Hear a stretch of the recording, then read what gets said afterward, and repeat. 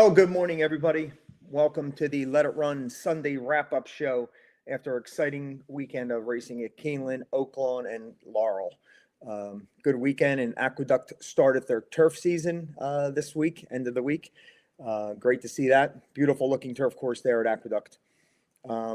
Today's show, talk about a little bit about yesterday's Pick 5 at Oaklawn, some of the Keeneland big races, and a little bit of a Derby workouts. So all the horses are starting to get their final preps in now. Big weekend for that. We'll have a special show to analyze a lot of that. But before we get started, I want to thank our sponsors, the Vape Shop on Route 33 and Case's Pork Roll, our longtime sponsors, local friends. Thank you for getting us started. And then now our newest one is the Brisnet, brisnet.com, the Handicapper's Edge. Can't thank them enough for letting us use their product. Speaking of products, they got their Ultimate Derby Oaks handicapping package coming out. Everything you need to know to handicap both Oaks and Derby days. $29.99. The steal of the spring Derby season. The information that you can obtain from that for $29, and they'll just keep loading up more stuff as we go along after the PPs are finalized, post positions. So get your $29.99 ultimate handicapping package only from brisnet.com. All right. And let's see. We'll talk right to the top. We'll go to the big one, Oaklawn. The Oaklawn handicap, the one everybody's been waiting for. Pretty much all three horses kind of ran their race, and, White Abarrio was the best on this day. He might not beat him down the road, but he beat him yesterday fair and square. The two, Journalism and Sovereignty. And it still kind of looks like Journalism will never be able to go by Sovereignty, no matter what. Even at 1 1/8 miles, he couldn't go by him. So pretty much, I said to yesterday's show that he'll never beat him at 1 1/4 miles. And I don't think Journalism will ever be in front of Sovereignty again. So the 3 times head-to-head, 3 wins for Sovereignty beating Journalism. So can't take it away from Journalism. He is a generational talent, but he just happened to run into somebody a little bit better as a newly turned 4-year-old.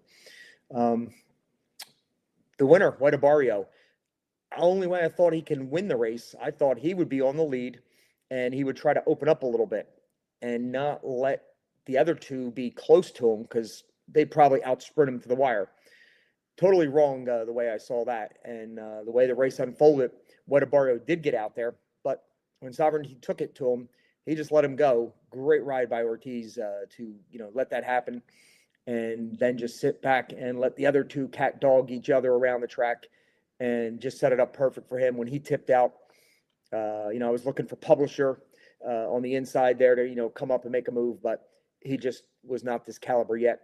And give it to the 7-year-old White Abarrio, 25 lifetime starts. You can't take it away from him. White Abarrio was the real deal yesterday, and just to see Saffie Joseph, in tears, crying. I mean, this is his baby. I mean, this horse was pinhooked at a sale in OBS for $7,500. Then they bought it as a 2-year-old for $40,000, and now it's made $7.5 million. And has beaten the best of the generation, time and time, Breeders' Cup Classic winner. Now the Oaklawn handicap beating those two. Definitely value there at $9. That was the one to take if you were looking for something. I was looking a little deeper with Publisher. Did have White Abarrio on the pick 5s and all, but Publisher would have made it. But looking back at the pick 5 yesterday, Oaklawn, Fred had something going with his ticket that he put up there. Man, when he went with the all button in the second race and caught that $45 horse, and then the next race he caught the 12 horse, which was an outlier, 6-1 out there. So he was in line for a payday if he could have got Journalism home as the single. And the last race, he connected with the speed horse, which I thought was going to die. I was single to the 2 horse, who did absolutely no running at all. And the 6 horse held on. So Fred had 4 out of 5 and paid, what did it pay, $17,000 or something. So he was right there. I mean, could easily have said, you know what, Sovereignty's not ready. I'm going to go with the pace factor, White Abarrio. But I know how much he loves Journalism. So maybe his heart got into it a little bit there, but God, he was so close to just pulling the right trigger on that single and saying "What a Barrio," and it would have been a $17,000 hit for our listeners, for us, for a very small $144 modest wager. Like I said on the show after Fred alled that race, and I look back at it, I said, yeah, I got to figure out a way to get an all button here, because those 3-year-olds, newly turned 3-year-olds, they change overnight. So the 3 principals really didn't do much running, and it set it up for a long shot, and that was the right idea there. And then nice pick 5 at Oaklawn. Turned out that way after the fact. Looking at Laurel, the Frederick Tessio, Taj Mahal, the horse on the outside. If you saw that run, that ride, Sheldon Russell just bolted out of there like a quarter horse, got over to the lead, went pretty fast, opened up a lot of lengths down the backstretch, slowed it down enough. They caught up, looked like they were going to get him, but he had another gear and he knew what he was doing, and he just pulled away so ultra impressively. That was pretty darn good, and we'll see where he goes. I'm sure now they're going to be pointing for the Preakness. Curious to see what kind of speed figure number he gets, the Beyer, the time form, or, the Briz speed rating. So we're waiting to see, how he stacks up. But if he got, 88, 90 speed figure there, then definitely be pointing to the Tessio. And then turning our page to Keeneland, the second to last Saturday at Keeneland. The first stake race, that was the Ben Ali. Who the heck won the Ben Ali? Trying to remember. I was so much focused on Oaklawn, I forgot, who won the Ben Ali. Been painting all morning, so I don't have my papers in front of me. And then the performance of the day, taking nothing away from Way to Barrio, but Burnham Square had the prep race, like we said, and when they bet him down to 6-5, you knew he was live as could be. But nobody was expecting that kind of performance. To see that turn a foot on the grass and just stack 6-7 wide, and then all of a sudden in 3 jumps he was ahead, and next thing you know he's up by 6-10 lengths. He did get a 106 Beyer speed rating for that, and like I texted all my buddies afterwards, that you're not going to beat this horse on the turf going long. And then Wadey, our special guest we had online, he goes, "You're not going to beat him on the turf any distance." I mean, that was something like, it could turn into like a Wise Dan or something. This horse just relished. He was bred for it. They finally, last year on the Triple Crown Trail, and I chased him a lot, but now putting him on the turf, long routes, very tough to beat. And man, now he's got his legs under him on the grass. Watch out. I mean, we're going to see a superstar all year long on the grass, and can't wait to see him develop and just be that superstar that everybody wants to follow. So Burnham Square, the performance of the week, and a very close second is White Barrio for beating the 2 hot shot 4-year-olds. But and let's see, let's go back. Briz is now offering their ultimate handicapping package. If you just joined us, $29.99. You can't beat the ultimate handicapping for the Derby and the Oaks. It is coming up quick, so jump on now, get all the information, get your preliminary studying done before it gets hectic next week. After they draw the posts, then it'll get real handicapping.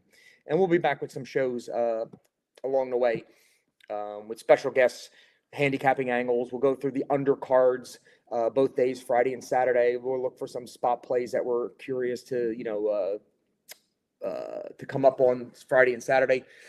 But yeah, Derby is right here. The workouts, I did catch a couple yesterday when I was watching TV. Further Ado, who I was pretty much so against, Further Ado, and I said he's a Keeneland wonder horse. He is, just horse for course there. But when you look back, he does have a stakes win at Churchill. His first time back this year, he struggled to win the race, even though he did it. Probably wasn't, nowhere near as cranked, and I didn't give him enough credit for that. And the Further Ado in the Keeneland, the Bluegrass, he was, facing a field once the Reagan's Honor didn't really fire. There's nothing really behind him, so he did win by double-digit lengths again at Keeneland. That exasperated and made it look, better than it was.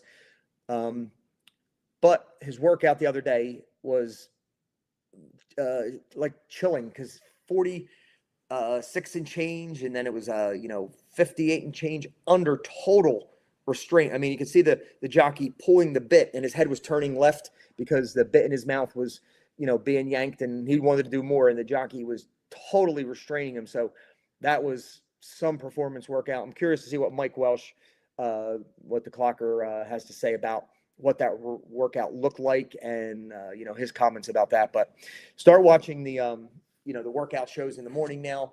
They'll show you all the workouts. Listen to Mike Welsh on Daily Racing Form. He does a great job with the horses on the track, the way they look, the way they're moving.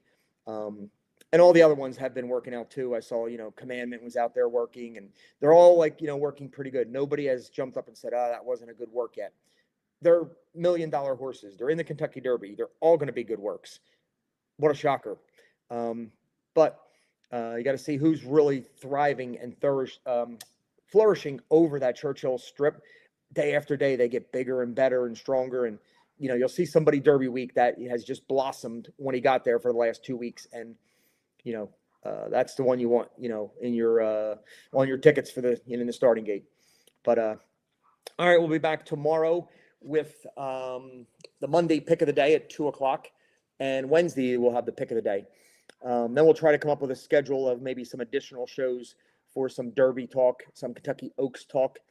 Can't wait for the Kentucky Oaks now. When you think about that, what a wide open race that Zany didn't get the job done last time, which would have been an overwhelming favor if she did. Now it's pretty much a 5, 6, 7 horse race, and on the top end. So really interesting. A lot of fillies coming in the right way. So looking forward to how they draw the Kentucky Oaks, and that field should be very competitive. And I remember last year on Friday, we crushed the Kentucky Oaks with good cheer. And when Torpedo Anna got beat at 1-5, and Raging Sea, we were all over that one. I mean, we actually killed Friday with pick threes and multiple races with that Raging Sea beating Torpedo Anna and going all in, even though Good Cheer was the favorite 5-2. We didn't have to spread like a lot of people did in that race, and boy, did it pay off. And we crushed it on Friday and gave us a nice bankroll into Saturday. So can't wait getting our wagering strategies and our groups together, taking a shot at all the pick sixes, pick fives, and the multi-day wagers. Love that. So we'll see you guys tomorrow, and 2:00 for the Brisnet pick of the day, Bros pick of the day, and JK's pick of the day.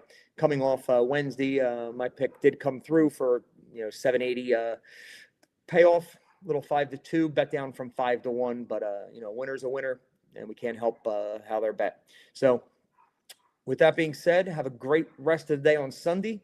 Watch a little Keeneland probably, and enjoy your Sunday. Have fun, whatever you do. Spend time with the family.